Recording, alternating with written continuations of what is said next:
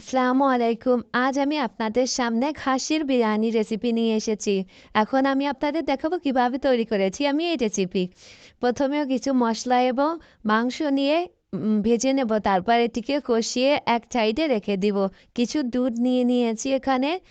উম, কিছু চাউলও আছে, চাউল ধুয়ে ঝুড়িতে করে রেখে দিয়েছি যাতে এর পানিটা ঝরে শুকনা হয়ে যায়। কিছু কিশমিশ, কাজু বাদাম নিয়ে নিয়েছি এক পাশে।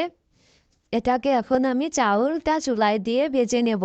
চাউলের লেগে থাকা পানিটা যতক্ষণ না শুকিয়ে যাচ্ছে ততক্ষণ আমি নেড়েচেড়ে এটাকে চুলায় রেখে দেব। প্রায় 10 মিনিটের মতো এটাকে ভেজে নেব। আমার চাউল ভাজা শেষ এখন। এটা প্রস্তুত হয়ে গেছে। এখন চাউলের ভিতর কিছু পরিমাণ মতো পানি দেব, সাথে দুধ অ্যাড করে দেব। দেন এটাকে 20 মিনিট মতো রেখে দিলেই আমার ভাত রেডি।